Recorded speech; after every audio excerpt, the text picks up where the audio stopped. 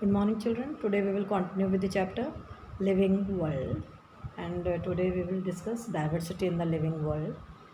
At present, the organism which we are seeing, they are the product of billions of years of evolution on Earth. ठीक है, ये सारी की सारी species जो है ये धरती पर जो है ऐसी नहीं थी, ये समय के साथ जो है इनमें बदलाव आया. ठीक है, the number of species that are known and described are between 1.7 to 1.8 million. ठीक है, इतनी स्पीशीज़ जो है वो हमारे अर्थ पर इस समय अवेलेबल हैं. एंड द टर्म बायोडाइवर्सिटी और biological diversity means number and type of organism present on the earth, forms of life in the living world.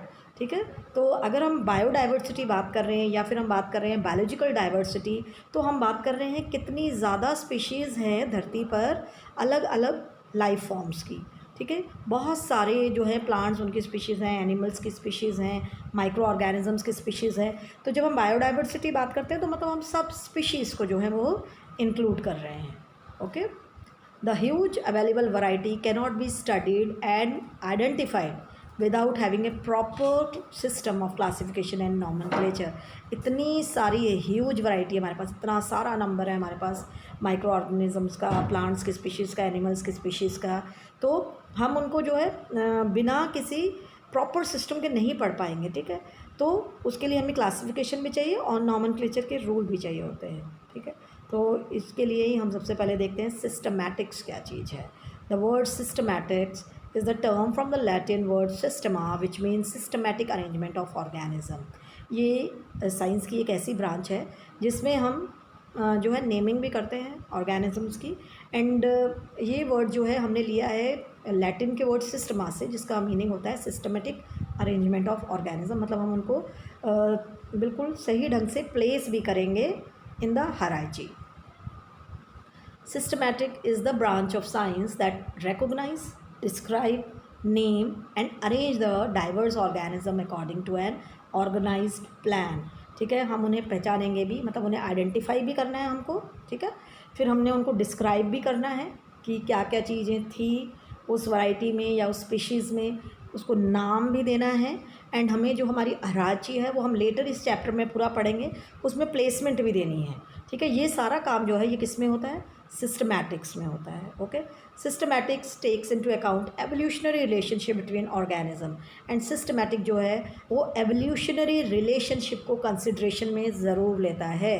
ठीक है, एवोल्यूशन के दौरान कौन से ऑर्गेनिजम्स का किसके साथ रिलेशनशिप था. ठीक है, बहुत सारे हैं, जैसे हमारी आर्कियोपेट्रिक्स जो था उसका रिलेशनशिप जो है वो बर्ड्स के साथ भी है एंड रेप्टाइल्स के साथ भी था.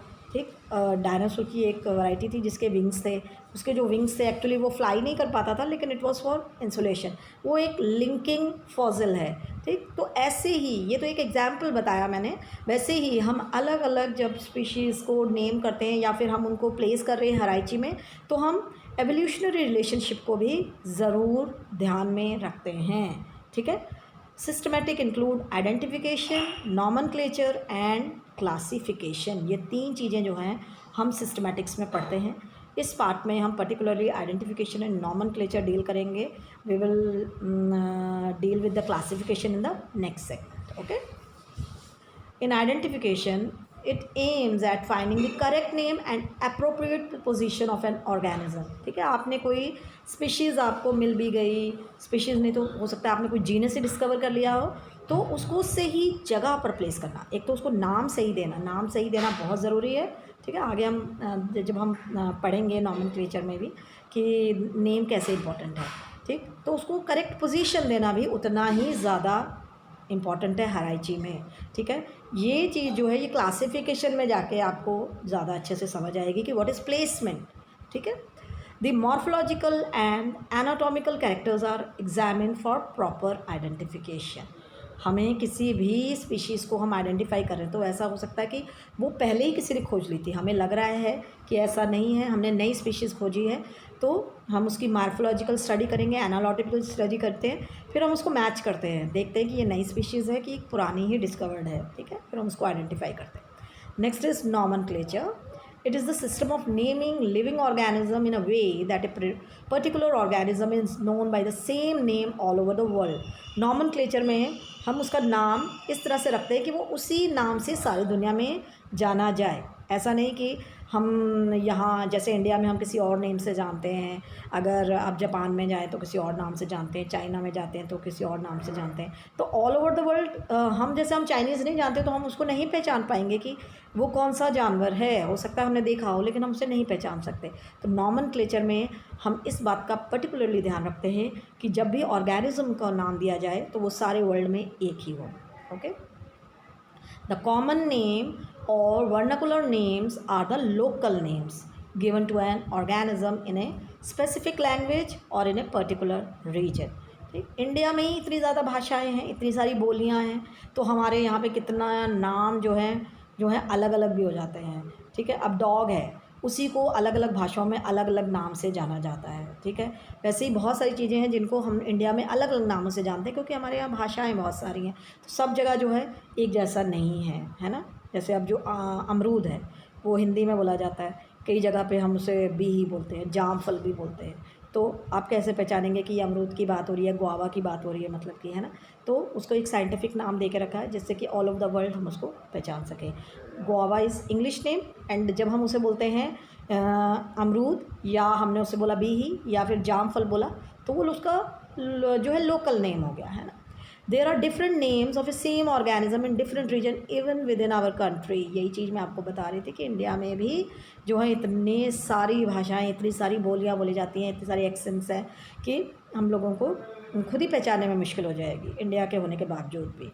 Therefore, to standardize the naming of living organisms, scientific name is given by biologist। इसलिए सबसे आसान तरीका खोजा गया कि हम इन सबको साइंटिफिक नेम दें। ठीक है, फॉर प्लांट्स एक रूल बुक है हर चीज़ की। For plants scientific names are based on agreed principles and criteria which are provided in international code for botanical nomenclature। botanical nomenclature जो कोड है उसमें जो है हम प्लांट्स के नेमिंग के लिए जो है प्रिंसिपल्स हमें पता चलते हैं, क्या रूल्स हैं वो पता चलते हैं। एनिमल्स के नेमिंग करने के लिए international code of zoological nomenclature जो है वो यूज़ किया जाता है। ठीक, the system of providing scientific name is called binomial nomenclature. ठीक है, बाइनोमियल नॉमेनक्लेचर में हम दो जो है नाम देते हैं किसी भी साइंटिफिक नेम में। Binomial nomenclature was developed by Carolus Linnaeus in 1751। Philosophia का बोटानिका बुक थी उनकी, उसमें उन्होंने बोटानिकल जो आपके बाइनोमियल नॉमेनक्लेचर है उसके बारे में डिस्कस किया। All scientific names of animal under binomial nomenclature were given by Linnaeus in the 10th edition of his book Systema Naturae 1758। ठीक है, उनकी बुक थी सिस्टमा नेचर, उसमें उन्होंने एनिमल्स के नेम दिए थे। एंड उनकी एक और बुक थी जिसमें उन्होंने प्लांट्स के बाइनोमियल नॉमेनक्लेचर किया था, and that book is named as Species Plantarum and it was published in 1753। Okay, binomial nomenclature is a system of providing distinct and appropriate name to organism which consist of two words, first generic name and the second specific epithet जिसको हम species बोलते हैं। दो नाम होते हैं, मैंने कहा बाइनोमियल नॉमेनक्लेचर में पहला जो होता है that is the genus and the second one is the species name. जैसे मैंगो का साइंटिफिक नेम है Mangifera indica. Mangifera is the genus and indica is the species. इसके कुछ रूल्स हैं बाइनोमियल नॉमेनक्लेचर के लिखने के। The names are generally in Latin, ज़्यादातर हम लैटिन भाषा के शब्द ही जो है वो यूज़ करते हैं। अगर हम कोई और भाषा यूज़ कर रहे हैं तो वी विल लैटिनाइज देम। ठीक है, दे आर लैटिनलाइज और derive from Latin irrespective of their origin. The first word in the biological name represent the genus. जब भी कोई बायोलॉजिकल नेम होता है उसमें जो पहला नाम है that is the genus and the second one is the specific epithet यानी कि स्पीशीज़ नेम होता है। Both the words in the biological name when hand written are separately underline. जब उन्हें हम हाथ से लिखते हैं तो अलग अलग अंडरलाइन करते हैं, एंड जब हम उन्हें पब्लिश कर रहे हैं या प्रिंट कर रहे हैं, ठीक है, तो हम उनसे इटैलिक्स कर देते हैं। ठीक है, जैसे मैंने यहाँ पे मैंजीफेरा जो लिखा हुआ है इसका जो फॉन्ट है वो आपको डिफरेंट लग रहा है, दैट इज़ द इटैलिक्स, है ना। इटैलिक्स इस तरह से आप इसे प्रिंट में करते हैं, लेकिन जब आप इसे हाथ से लिखेंगे तो मैंजीफेरा के नीचे आप कैपिटल वर्ड से तो लिखेंगे, उसको मैंजीफेरा को अलग अंडरलाइन करेंगे, इंडिका को अलग अंडरलाइन करेंगे। ये नहीं कि आपने पूरी एक लाइन खींच दी, ऐसे नहीं। मैंजीफेरा अलग, इंडिका अलग लाइन से अंडरलाइन होगा, ठीक है। The first word denoting the genus starts with capital letter, ठीक है। इंग्लिश का जो लेटर होते हैं कैपिटल लेटर, जीनस का नेम जो है वो कैपिटल लेटर से स्टार्ट होता है, एंड जो स्पीशीज़ का नेम है that starts with a small letter. Generic and common names में be same, for example gorilla gorilla, ठीक है। इसमें जो है आपका जेनरिक नेम और कॉमन नेम जो है वो सेम है, ठीक, हम इसे यूज़ कर सकते हैं, ठीक है, अलाउड है ये। No names are recognized prior to those used by Linnaeus in 1753 for plants in species Plantarum and in 1758 for animals in the 10th edition of Systema Naturae, ठीक है। कोई भी नाम इन बुक्स से पहले अगर है, जैसे प्लांट्स के लिए है तो 1753 में जो स्पीशीज़ प्लांटरम आई थी उससे पहले अगर कोई नाम यूज़ किया गया वो रिकॉग्नाइज नहीं होगा, इस बुक का ही रिकॉग्नाइज्ड होंगे, ठीक है।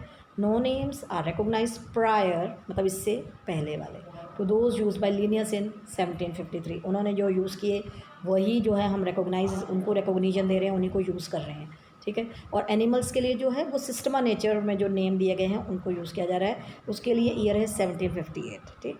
The name of categories higher than the rank of genus are not printed in italics, वो बाकियों को नहीं करेंगे, जैसे हम किंगडम है, ऑर्डर है, फाइलम है, डिवीजन है, क्लास है, उनको हम इटैलिक्स नहीं करते हैं, सिर्फ जीनस एंड स्पीशीज़ को ही इटैलिक्स करते हैं, लेकिन हम उन्हें बोल्ड लेटर में ज़रूर लिख सकते हैं। बोल्ड मतलब डार्क कर देना, जैसे मैंने स्पीशीज़ प्लांटरम किया तो ये बोल्ड किया है, ठीक है, तो ये बोल्ड मतलब आप उसे डार्क कर सकते हैं, ठीक।